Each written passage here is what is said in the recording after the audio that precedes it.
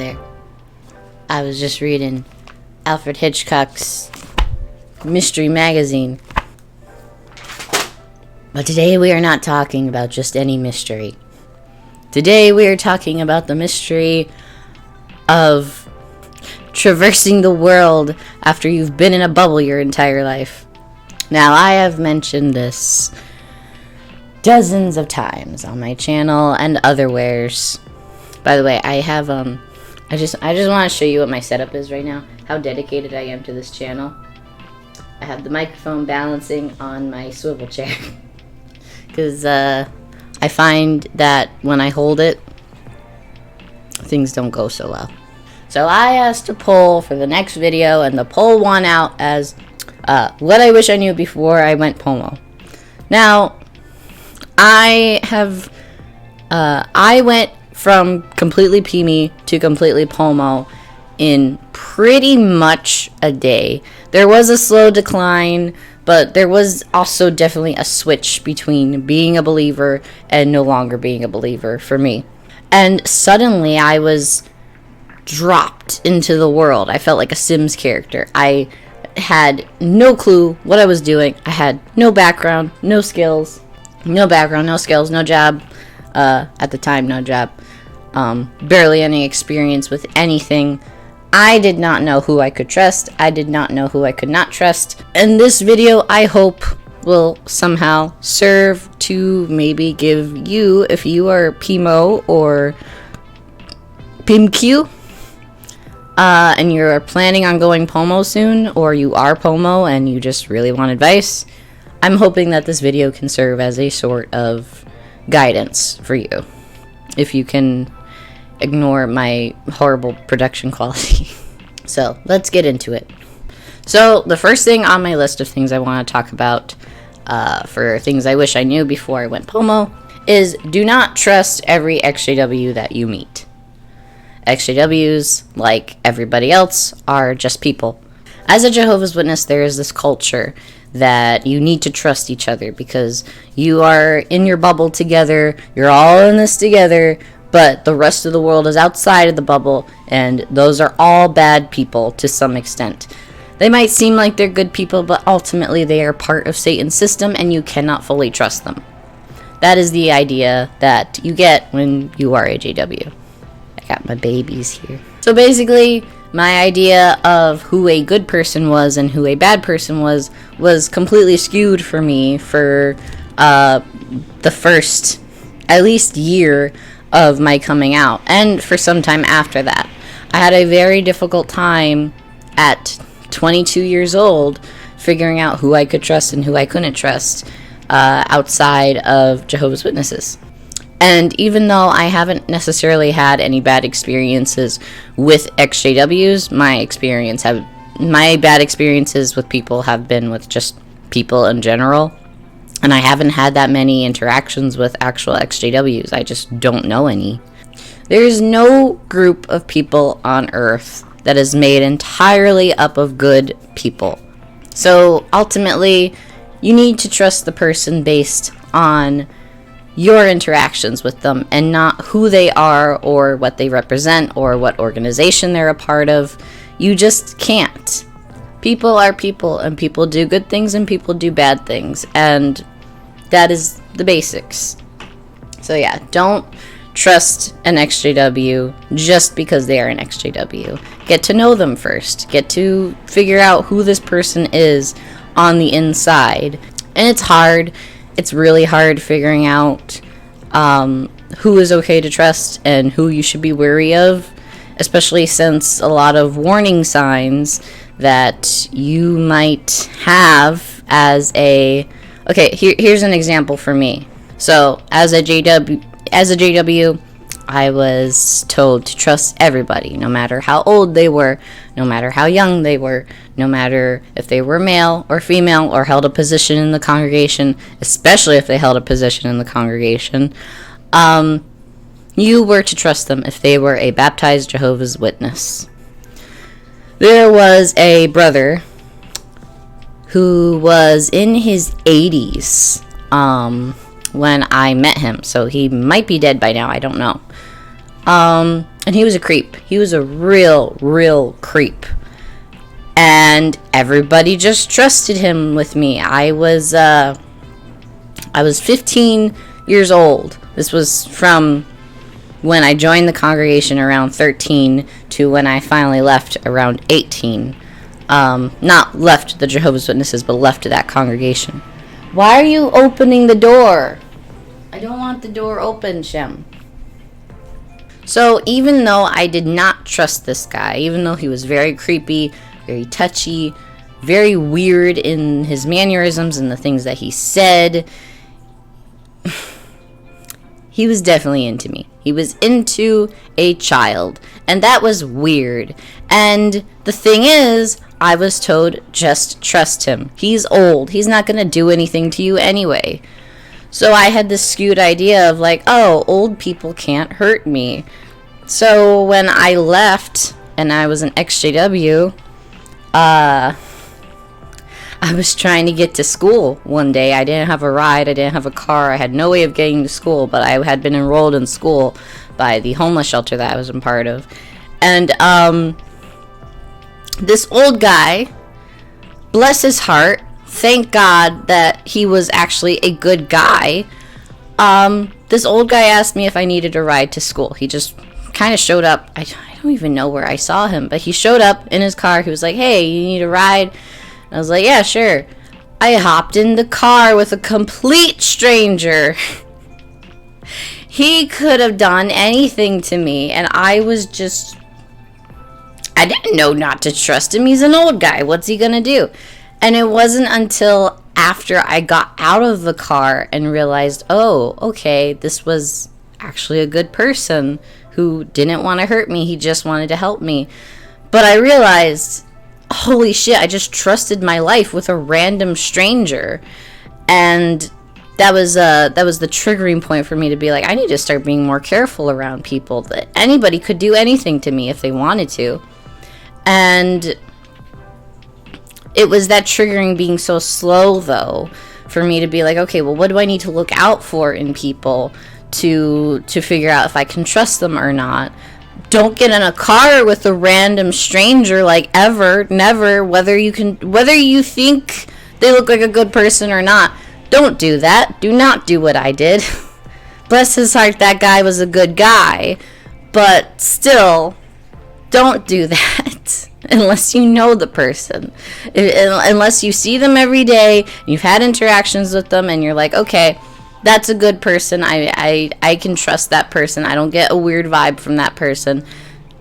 Then you can go forward, and trust them. But that was stupid. That was really dumb on my part. But I just didn't know any better. I was like, oh, old guy, I can trust old guy. And then you look at fucking To Catch a Predator and you're like, oh, anybody can be an asshole. Anybody can hurt me. And then I ended up being hurt by people, and attempted to be hurt by people. People in general, men and women. And that's when I realized, oh shit, there's not a single demographic that I can uniformly trust. And I had to start getting these reasoning skills and developing them and watching people and figuring out, okay, who is trustworthy, who is not trustworthy. With that one. So I guess I will combine the don't trust everybody with don't trust every XJW. Just in general, don't trust people just because you think that you can trust them. Vouch for yourself and trust your gut, number one. Your gut does tell you when things are wrong, and 9 times out of 10 it is correct. Let your anxiety about a situation guide you to making the right decision. Your anxiety is there for a reason. And if you are getting very anxious about the way a person is acting or talking or anything about them, then be wary of them. That doesn't mean that you have to be rude to them or, put them off or whatever. But just keep yourself safe. Vouch for yourself. Another one on our list of things that I wish I knew before I went POMO is do not fall into another high control group. This is another mistake that I have made at least twice more that I would like to help you avoid. So just as with my inability to decipher right from wrong when it came to the human population, my ability to decipher high control groups was also a little bit skewed. I thought that I had a lot of the answers now. I thought that I was smart enough to avoid falling into a trap like this. But I did, and I see a lot of exjws and X everything fall into more high control groups, even after they left. It can be a source of comfort because you have become so used to the control and the brainwashing of your high control group that once you have left, you're immediately looking for another one, whether you know it or not, because that is comfortable for you. That is what you are structured to feel comfortable with, because you've been brainwashed. You've been primed for this kind of thing. And anybody can fall into a high control group, but it is especially important for you as someone who is leaving a high control group to be aware of the warning signs of a high control group and how to avoid them. My mistake was thinking that high control groups, when I left being a Jehovah's Witness, were only religious, and that is not the case at all. Any group of people can be a high control group. That does not mean that every group of people is a high control group. It just means that any group of people can be one. So what is a high control group? Well, a high control group is a group that seeks to adjust your thinking, your words, your actions in any sort of way.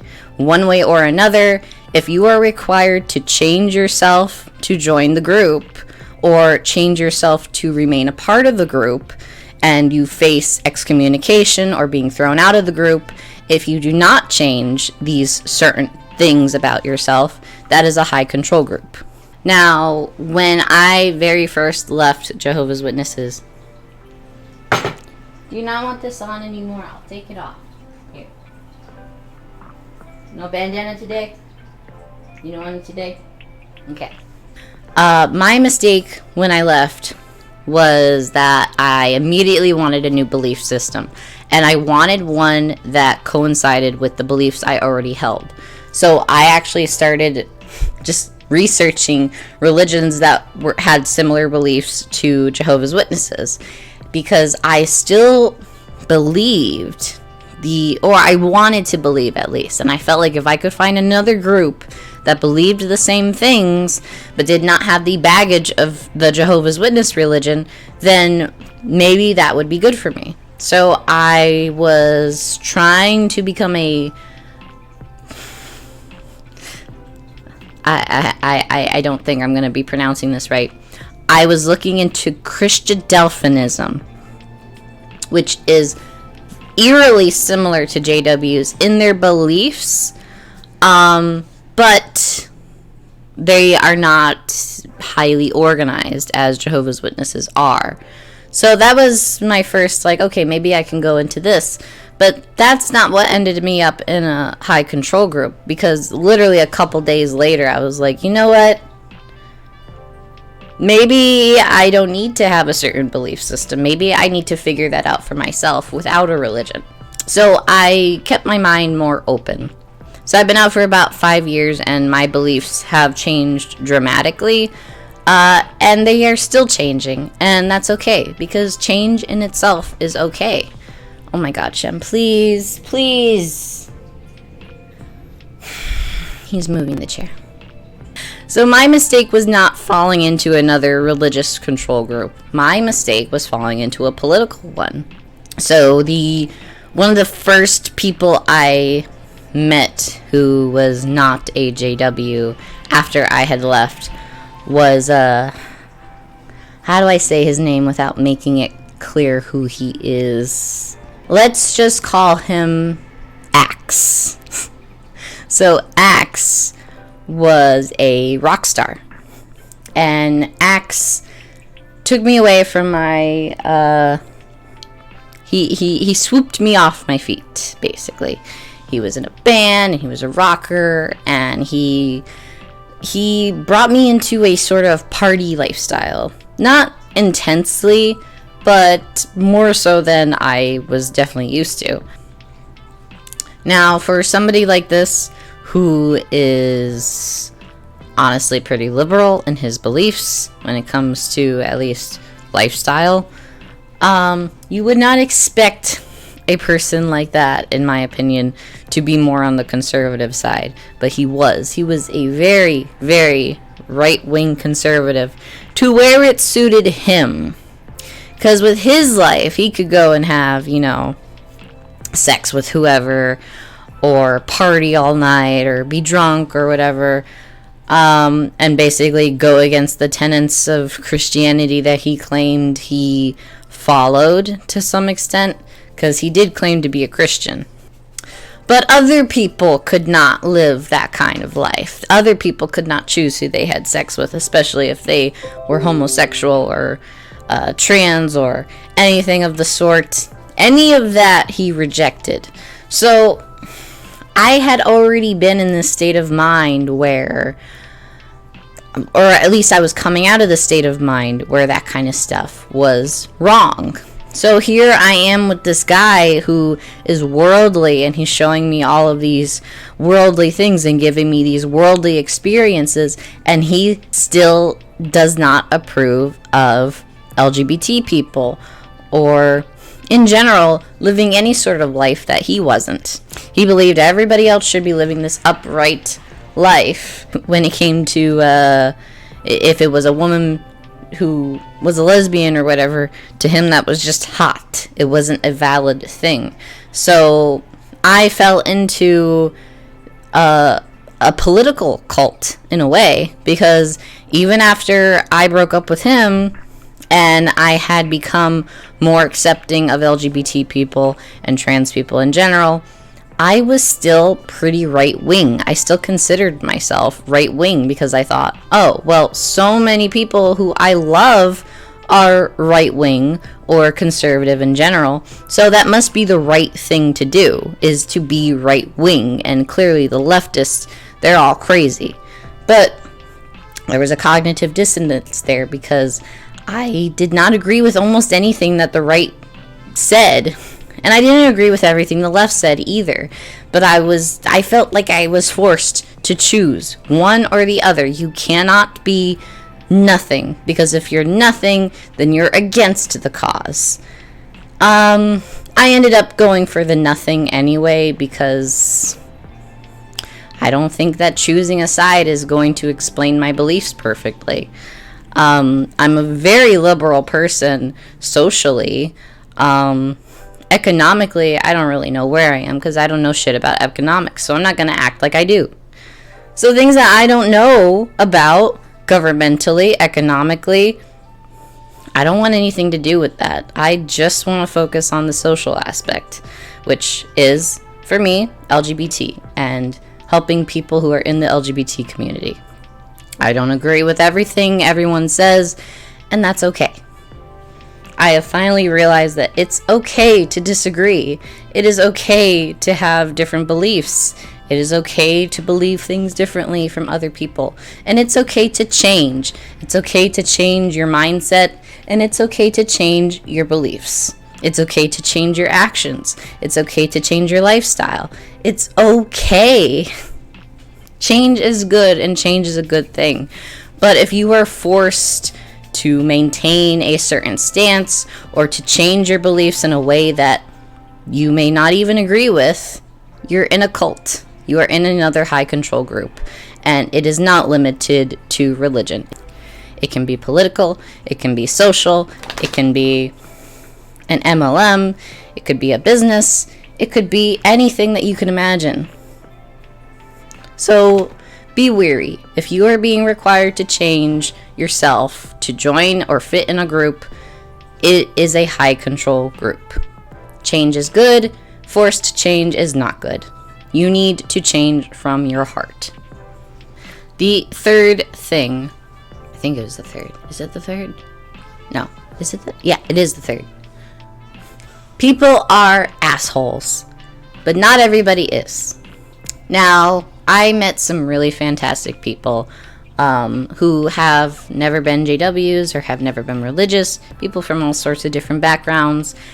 And once I found the people who I vibed with, people who I could create my social group with, people who I agreed with and who agreed with me, and maybe we disagree on things, but we can discuss them and we won't have a fight.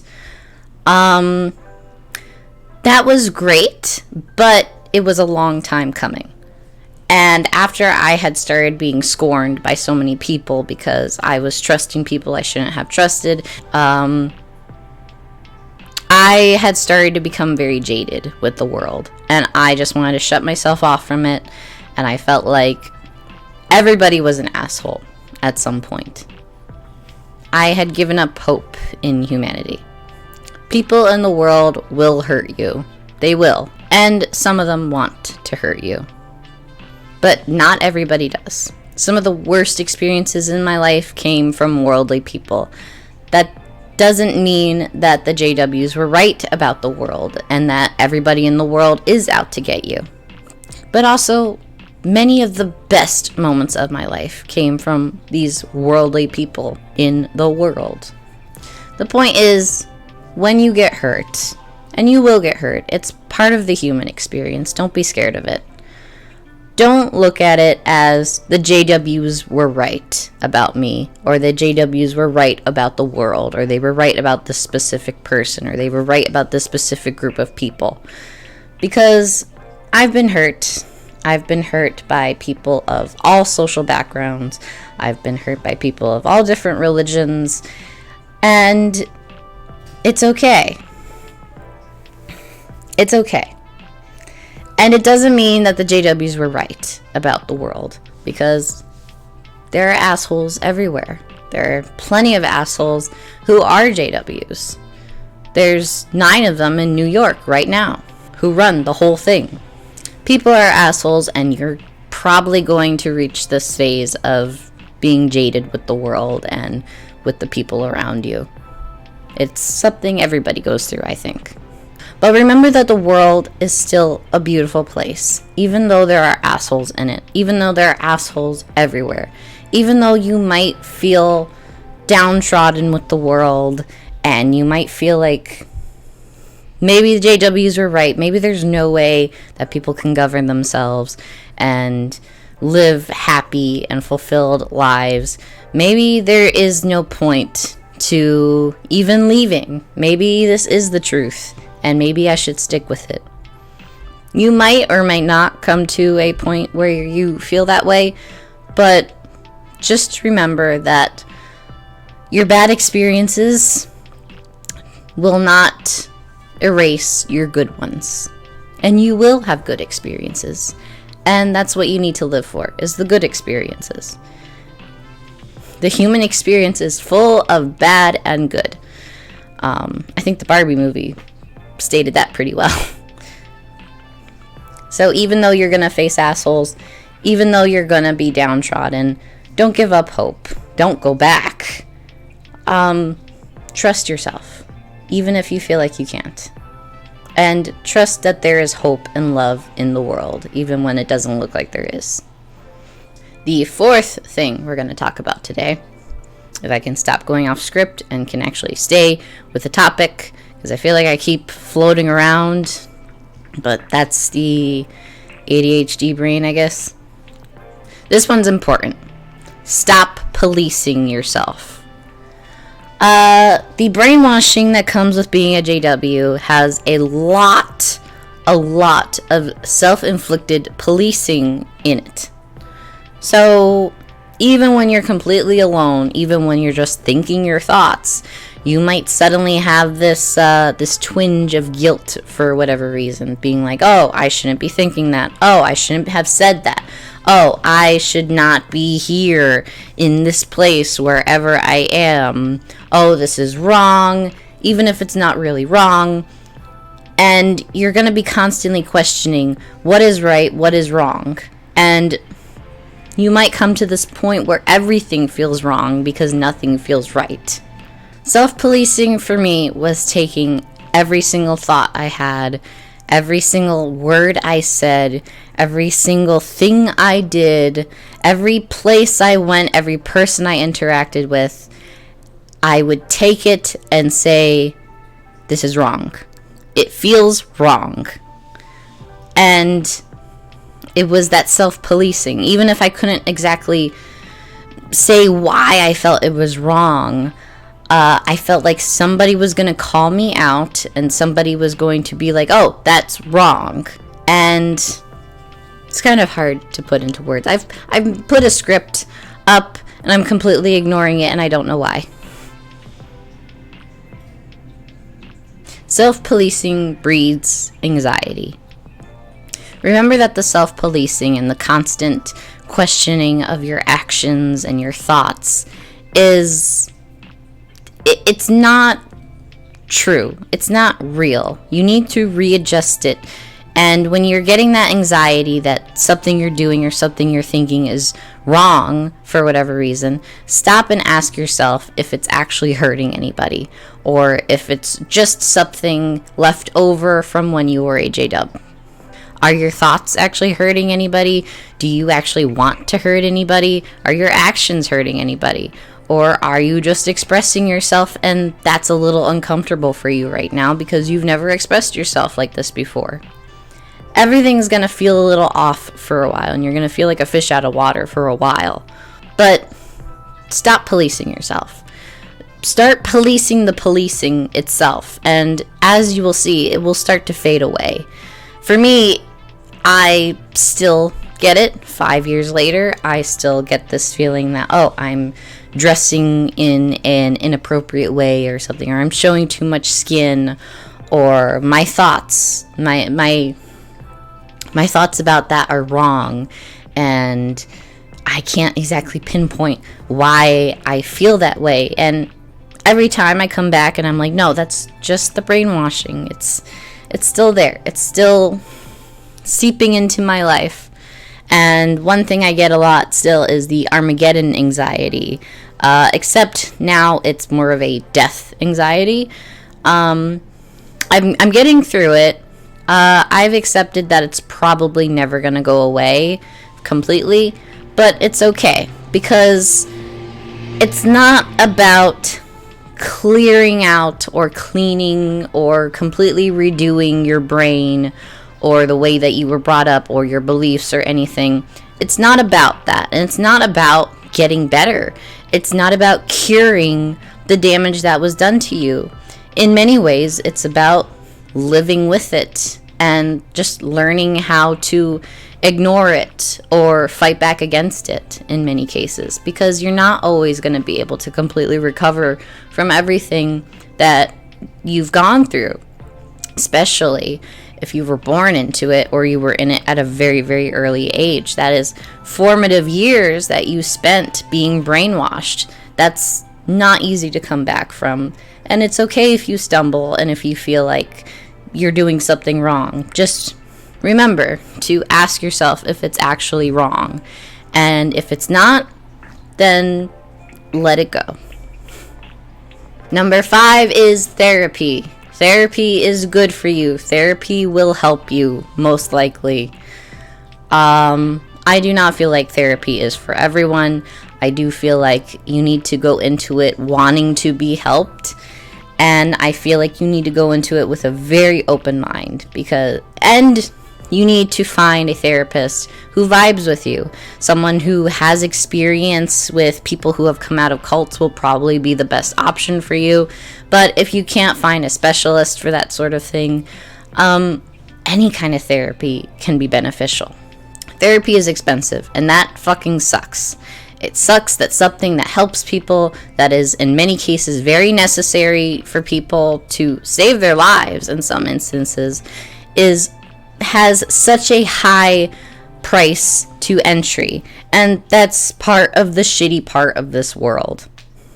Especially in America, healthcare and mental health are just side ideas in the everyday lives of Americans. They're on the sideline and they are not necessary, at least according to our wonderful, wonderful government. But there are options. There are options for low-income people. There are options for everybody. And they are out there, and they might be hard to find, and you might have to jump through a lot of hoops to be able to get to them, but it is worth it. And if you can't afford therapy, if you can't afford therapy or you can't go to therapy for whatever reason, there are other techniques that you can do. I would recommend you research them for yourself, because I believe that you can therapize yourself to some extent if you know what you're doing. Again, just research. Don't just take my advice. Don't take anybody's advice just because you saw them on the internet. I'm an idiot. A lot of people are idiots. Most people are idiots. Everybody's an idiot. Don't just accept what I'm saying as gospel. Do your research. Find what will help you. Any kind of therapy can be beneficial. So seek it out. Seek out other people who have had similar experiences to you. Seek places like maybe the XJW subreddit or other forums where you can talk to people about your experiences and sort of let go of that baggage, because talking about it helps. Talking about it in general is therapizing, because when you talk about it, you are bringing it out of your brain and you're putting it in front of you and you're putting it in front of other people, and that can make it easier to be like, oh, I see what was wrong with that, and now I can see clearer how I can deal with that. That'll make more sense to you as you go along. But number 6, school is useful. Ignore what the JWs have told you about higher education, especially if you are a young person, but not exclusively. Go to school, or try to, or look up classes online. Anything that can help you, not necessarily exclusively with getting a career or with getting yourself more skills for your career or whatever you choose to do with your life. But I think higher education in itself has many, many flaws, just as every system in the world does. But it does have its purposes too. And for me, going to school, going physically in person to school, it was just another exposure for me to the world and the way that the world worked and how other people behaved in the world. And it was useful to me to kind of see these other people and how they interacted with each other. And it was almost therapy in itself, because I was around people who came from all different walks of life and they had very strong opinions and beliefs on different things. And so talking to them and getting to know them, or even just being around them and listening to them and what they had to say, was useful for me in figuring out what the world is really about now that I'm in it. And don't forget that tech school is also a very valuable option and a valid option. You don't have to go to college. You don't have to get a useless degree. You can go to tech school, and my husband went to tech school, got a job right out of the gate. He has no student debt. He's doing great. He's working right now. I went to school many different times and dropped out every time. It's just not for me, but I still appreciate the experiences that I had, and I think that it's a very valuable experience for some people. Completely a choice. But remember, doesn't matter how old you are, how young you are, go for it if you feel like you need to or if you want to. There are also financial options available for that as well. So do your research there, figure out what you want to do, and just jump into it. You can even take free courses online. There's courses for everything. I think it's allison.com. You can get free courses for all sorts of different things that can help you figure out what you might want to go into, what interests you. Learn about the world in whatever way that you can. School can be very useful for that. But learning about the world in general and learning about different things or skills or interests is important and useful, no matter what watchtower has brainwashed you into believing. My last point that I want to make today is don't be afraid to ask for help. As a JW, when I asked for help from fellow JWs, I did not get it. I was told, you need to pray more or whatever. I've gone into this a lot, but in essence, it was very clear that nobody was interested in actually helping me. They were all dealing with their own things, and the JW lifestyle does not really lend to helping each other. They say it does, but it doesn't. In my experience, I have not been helped by fellow JWs. I just never was. I told this story before where at some point I was 18, between 18 and 20, and I had no job, I had no income, I was hopping from, family member to family member, living with my grandpa, living with people who made me feel like I was a burden, and that trickles through even till today.